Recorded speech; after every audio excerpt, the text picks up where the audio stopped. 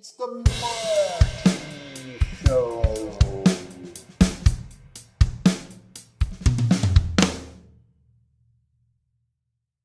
Hello and welcome to the Marty Show. I am your host, Beelzebub. Today we're going to have a look at Conan the Barbarian, issue 1, and Tomb of Dracula, issue 1. Both of them facsimile editions. What are facsimile editions? Well, they are reprints of older comics using modern printing techniques. What is interesting here is that these are single issue reprints. They're not part of any trade paperbacks or absolute editions or epic editions or even masterworks editions. It's the comic as it was when it was published, but with a different cover price, of course, also a modern cover price, if we could call it that, and modern printing techniques, like I said earlier. So the paper quality is better, the color and picture reproduction is also better, and so you can see the drawings more clearly than you could. Think of it as an HD version of an older comic. First of all, we're going to have a look at Tomb of Dracula, which was a huge hit in the 70s. It was drawn by Gene Colan for the whole run, and it brings Dracula to the United States. You're probably familiar with Blade, the vampire hunter. He made his first appearance in this comic, and it's basically a very good read. The first issue isn't so much like what follows. What I mean is that it was written by Jerry Conway, while at some point Marv Wolfman took over, and that's when the series hit its stride and it became more involving, more interesting. That's why it had the success it had. So without further ado, let's have a look at the issue itself. I think you've had plenty of time to look at the cover. Night of the Vampire. Okay, never finished high school. Now you can get a diploma without going back. So comic books were for school dropouts. Wayne School wants to help you finish high school at home. In any case, let's look at the very nice splash page. It's beautiful. It's very, very moody looking Dracula with lightning. R.I.P. Stan Lee, Jerry Conway, Gene Colan. And basically the first page sums up what Dracula's backstory is if you're not familiar with it. Although the book pretty much assumes that you know the story. And here we are driving in the dark. This is where we meet our main guy, Drake. And here we have the nice jeans advertising. And Drake stops by an inn, and of course the folks there are like, don't dare go in there. It's a bit like the Jonathan Harker story.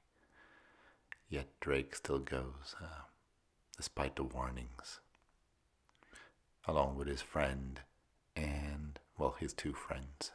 And here we find out about Drake's backstory. And here they are at the castle. As soon as they get in, you've got bats attacking them.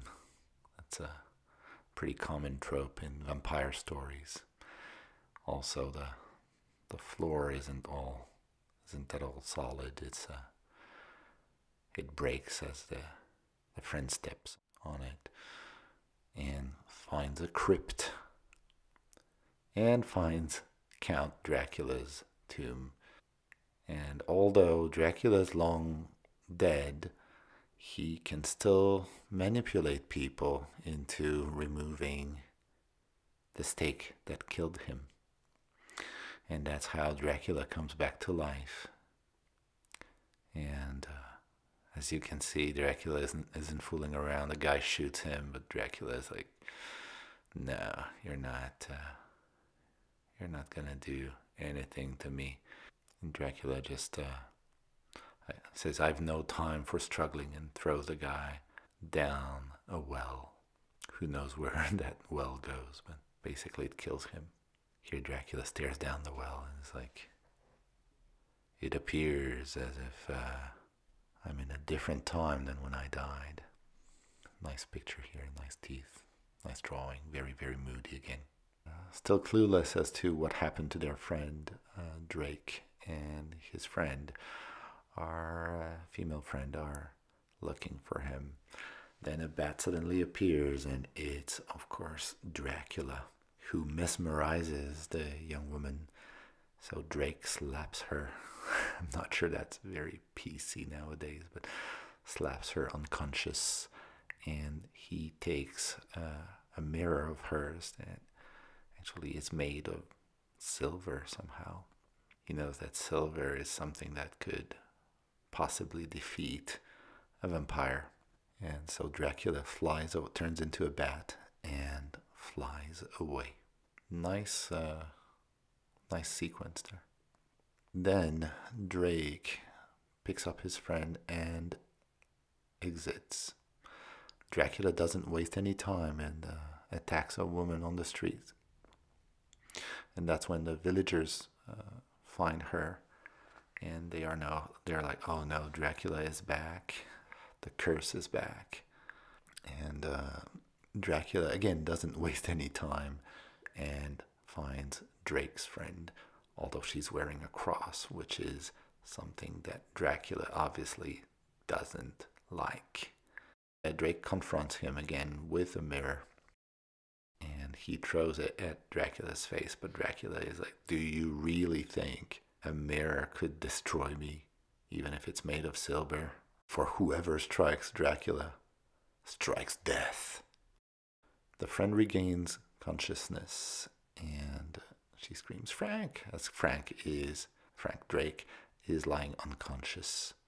And the villagers are getting ready to burn down Dracula's castle. They go there and burn everything to a crisp, while Dracula tries to escape again. Drake confronts him, and Dracula's like, very well, I'll leave. But as Frank carries his friend outside, and as the villagers are burning the castle, he realizes that his friend is now a vampire as well. A demon's curse. This is the end of the Tomb of Dracula issue. I'd love to have this bike right there. Very vintage looking. In any case, Dracula is now out and about to go to America, but that's something you will find out later if you read more issues of the Tomb of Dracula.